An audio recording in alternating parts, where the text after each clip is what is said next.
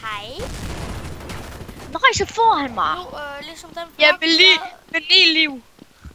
Ligesom den vlog, vi lavede tidligere med, vi vil lave noget counterfucker her. Eller fucker strike. Ja, nu skyder du lille musik også, og det er nu. Og, Nej, hvad laver du? Det var i hvert fald mig, Peter. Jeg ved ikke, jeg fucker bare rundt. Sæt lyddæmper på, sæt lyddæmper på, Thor. Det gør jeg faktisk. Højreklik. Lille, kom nu frem til den snuge. Gå nu hen, Thor. Ja, du ved godt, jeg ikke er så god til det her. Du er virkelig... men det bliver virkelig... Altså, jeg klarer mig sådan. Jeg får det for lang tid siden. Nej, Peter! Hvad laver du? Ej, seriøst, Peter, gider du godt? Nu får han bare bum. Nu får han gratis point for det der. Ja, nu skyder han, der skal du se. Nej, det er lige meget, nu springer bum. Nå, okay, vi vil lave noget, det er en VCS-server, som vi vil lave en serie ud af. Eller vi ved ikke, om det bliver til en serie. I hvert fald lige, vi filmer lidt nu. Og så, vi sagde, at det var mig og Peter, der var sammen, men Og så får du kill. Jeg skader ham mest, og så får han kill. Nej, du skader ham mest. Jeg ramte ham. Hvad så? Jeg skal væk herfra, for jeg kan ikke det. Nej, det er rigtigt. Kom væk. Men det er Peter, mig og Lille Mus. Random gaming! End of stream. Hvad sker der for, at du shooter så hårdt? Hvordan kommer du skyder mig i skridtet, men rammer mig i ansigtet? Nej, jeg skyder dig i ansigtet. Sniper jeg lidt. Din space. Så hopper du ud for banen. Hvorfor får du ingen camping? Lille, det er free kill til mig, fordi du camper. Det er ikke camp, Peter. Ja, jeg skal have free kill. Peter, jeg var der i 5 sekunder. Thor, gider du godt. Der er free kill til mig, fordi jeg lille mus, han står deroppe og camper. Peter, jeg var der i 5 sekunder.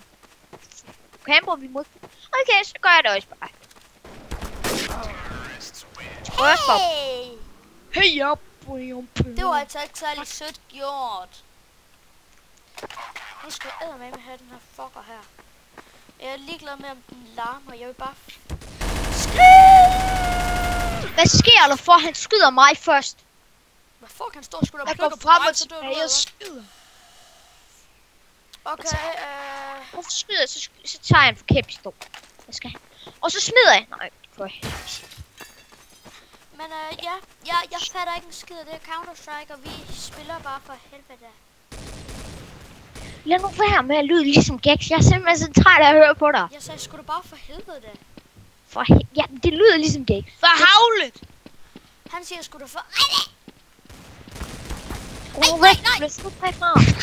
Og så falder du i over, Thor. Jeg har 2 liv. Jeg har 2 liv mod Martin. Ja, det er klassisk. Så animation. Lol. Det der, du har sigtet på den der. Jamen, jeg brækker mig. Hey Peter, vil du have det der free kill? Ja, det vil jeg faktisk gerne. Okay, Peter, så skal jeg stå lige foran dig. Ja, men hvis du dræber mig. Du må ikke dræbe mig. Hvorfor ikke? Kom. Eller mig, jeg tror, vi skal lige have lov til at kæmpe. Ja, okay, snak ham. Men du må ikke nakke mig. Det er mig, der løber rundt som tossen med en pistol. Jeg går op på... jeg går over i jeres base. Jeg tror, du skal ikke gå over i base. Ja, godt. Skal komme. Okay, jeg skal stå lige foran. Nej, du skal ikke. For jeg ved du... Nej, du skal ikke. Jeg dræber dig, hvis det er du. Jeg ikke må stå lige foran dig. Så kom. Kom nu, jeg vil have min free kill. Kom nu. Så skal jeg også have lov til at stå lige foran dig. Okay. Lille, hvis jeg dør, så skal jeg have nyt free kill. Nej. Jeg gider. Lille, jeg gider det ikke. Jeg gider det ikke. Du døde ikke. Jeg stod bare... Eller jeg stod bare så ikke damage. Så det jeg henretter dig. Jeg fik 4 levels. Peter, jeg fik 4 levels. Jeg kun level 4. Nej, jeg gik. Hvordan gør man det her? Skal man ikke bare... Hvordan opgraderer man? Hvor står du henne, lille? Hallo, hvad var det, man skulle skrive? VCS, eller hvad? Ja, VCS. Hov, nu kommer til at... Men Thor, jeg tror ikke, du skal skifte race. Nej, det er lidt dumt. Lige med det samme. Peter, du skal ikke skyde efter mig! Det skal jeg da. Ja, du er dernede. Jeg har... Peter!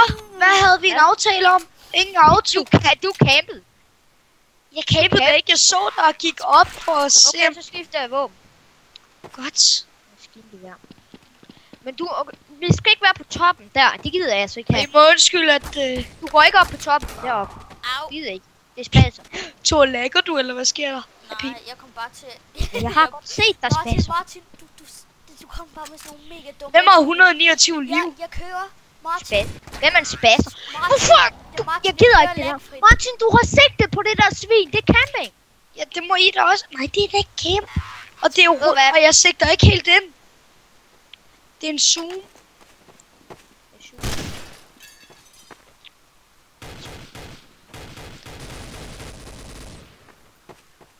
Tror du nakker ham? Jeg brækker mig, hvis du nakker. Og Martin, det er ikke sjovt, når du bruger sådan nogle våben. Vi havde en aftale om... Har I dem ikke? Nej, det er ikke sjovt, når du bruger sådan nogle våben. Brug nogle normale AK. Det er sjovt, når du bruger sådan nogle våben. Som vi gør. Fordi det er ikke sjovt, når du bruger sådan nogle sutvåben. Det er virkelig sjovt. Ellers så får jeg Håkon til at komme ind. Det er Sut og Max, det der. Thor, er du nede på bunden, eller hvad sker der? Nej, han er ikke. Jeg så dig, Thor. Jeg så Ja. dig. Du er så død. Du er død. Du er så død, Thor, det var så dumt. Du har 25 liv. Og Kom, Peter, jeg er du nede på puster bunden. i mik. Au. Dør. Thor, du er virkelig superkons. Alle superkons. Martin, du kommer den der undskyldning. Hvor Thor lækker du? Nej, jeg kører lagfrit. Peter, nu har jeg skiftet. Godt. Maskinen.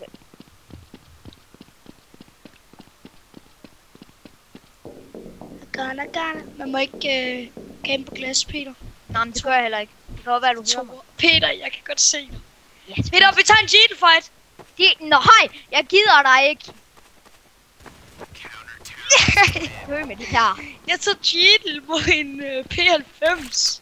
Ja. Det er det hurtigste våben. Nej. Det er en af de hurtigste. Det ved jeg godt. Jeg er bare fri Derfor- for at betale igen.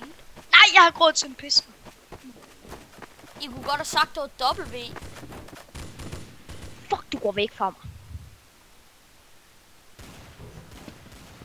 Men jeg brækker mig, seriøst. Det der, hvad er det for en race? Du stjæler liv med den. Ja, Jeg kender den godt. det er... Jeg så bare Peter flyve ned der. Det er den, du starter. Thor, det der, det var meget dumt sagt. Nå, det er den der vampyr. Jeg er den der... Jeg er ikke vampire, jeg er... Jeg skal først... Hvor mange levels tror du, jeg skal have for at få den race, jeg vil have? Jeg skal have 200 levels først, fordi af den race, jeg vil have... 260 for Spider-Man. Shit, mand. Ej, kan vi få sådan nogen? Ja, men du skal sygt mange. Hvordan dør du til ham? Prøv lige at vente. Lol, Martin. Jeg tænker også, hvordan døde jeg? Hvordan kan man dø Jeg må til være Thor? med i en drøm. Prøv lige at Jeg se tror- der. Jeg stiger faktisk 2 eller 3 level. Ja, det gør den, når du snakker Martin, for han er så høj. Martin, må jeg ikke få et...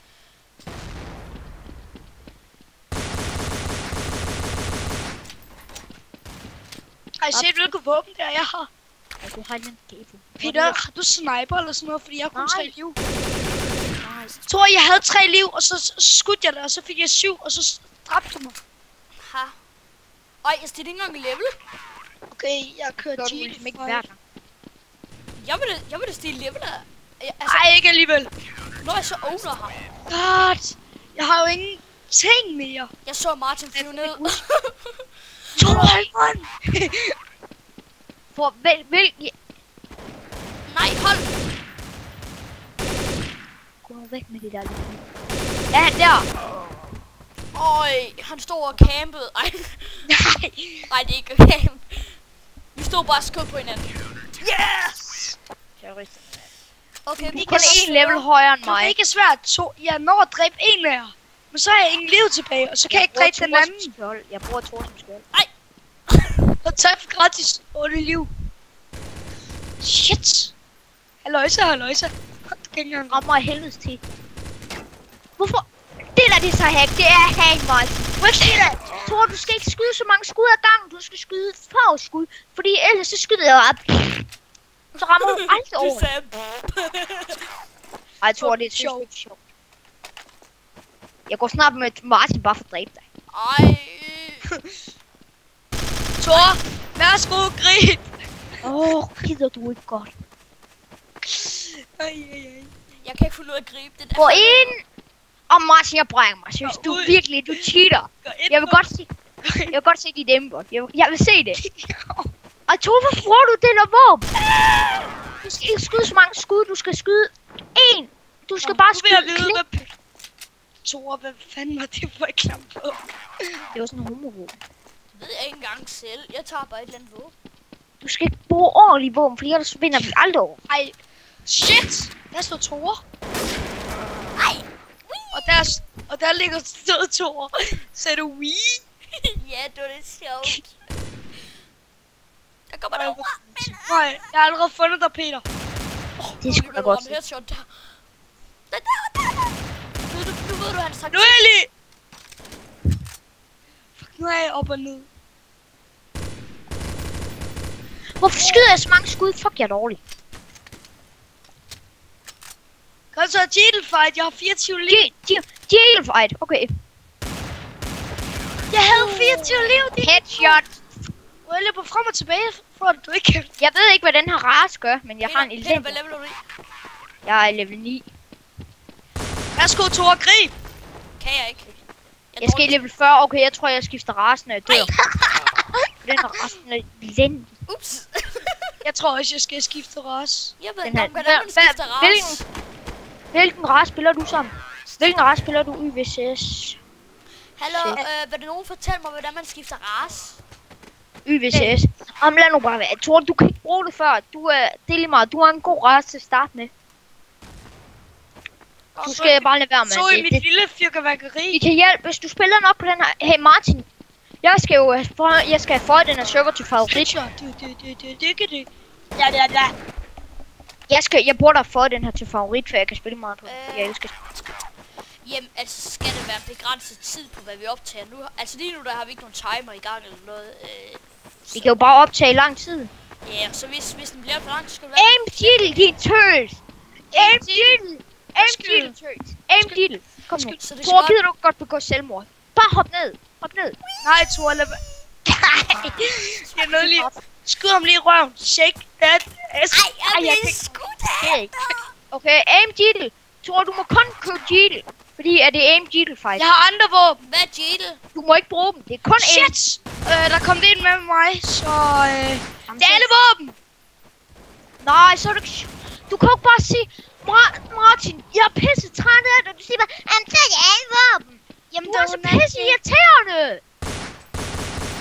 Thor, smæk grej. Nej. Jeg kan ikke lide ham der stereo juice.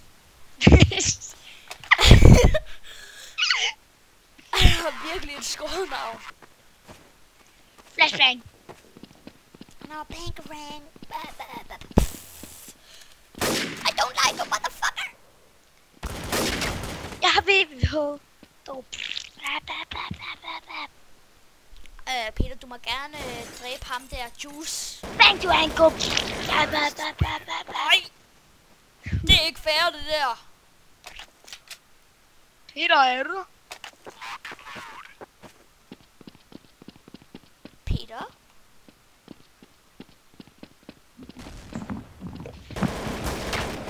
Headshot. Jeg skal jo spise. Jamen, så Martin, så går du med mig. Jeg skal jo spise. Ja. Jeg skal stikke Thor, dig mod os to, det er rimeligt. Nej, Martin. Ej, hvem er det, der puster i sin mic? Martin. Peter, skulle du ikke spise? Jeg skal lige lave mandebrød. Shit! Jeg har en Martin. Jeg skal bare lige Sig nok farvel til YouTube, så. Vi ses. Farvel, YouTube! Ikke dig, Martin. Nå, okay. Vel. Du sagde ikke hvem. Nå, okay. Peter, går du ud og spiser så? Ja. Men Martin, Jeg du kunne lave joiner- mad sidst. Hvis Peter han går ud nu ikke, så går du med mig. Sidste runde. Cause now bank. Grib! Dumme stereo juice. Okay. Oh yeah, motherfucker.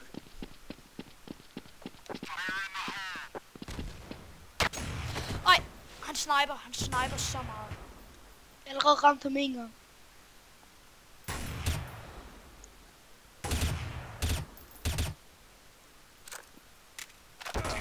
Nej!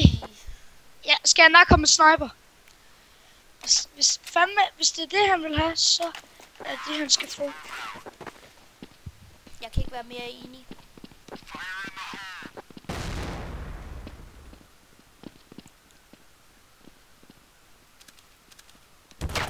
Hvad? Han kom bagfra.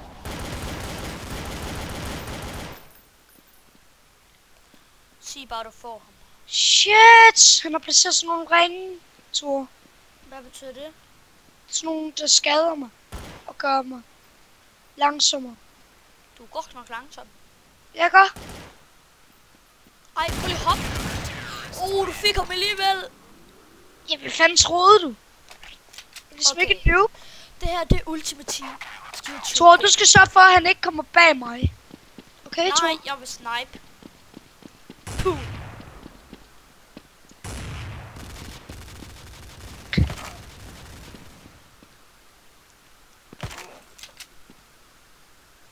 Jeg tror måske alligevel ikke, det er en god idé at sniper. Hvorfor fik han dig? Så han kommer bag dig. Skyd ham lige i foden. Ja, nej Thor, du kan ikke skyde igennem glasset. Thor, der kan du godt skyde igennem, der kan du godt skyde igennem. Jeg skød ham. Nej, det gjorde jeg ikke. Var det fordi han lagde bomben, eller hvad? Du skudte overhovedet ikke efter ham, Thor.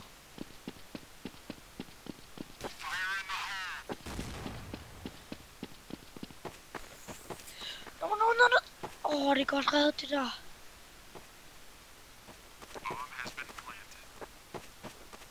Er det også der skal over sætten, eller hvad? Nå, tror jeg går.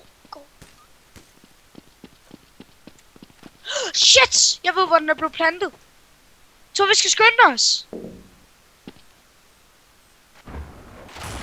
Nej! Thor, skynd dig! Du når det ikke.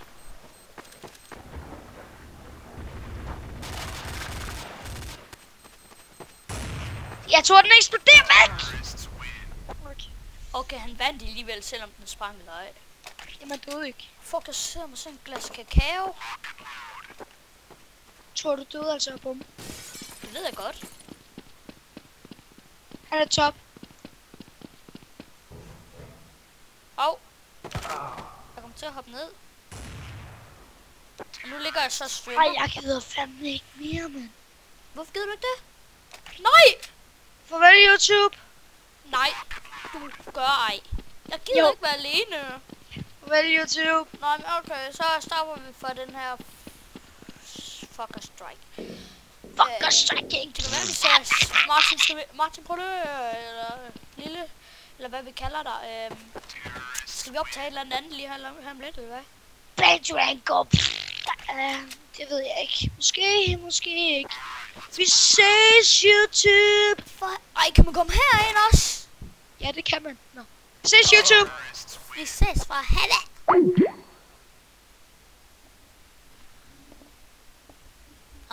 Der kom vi sgu lige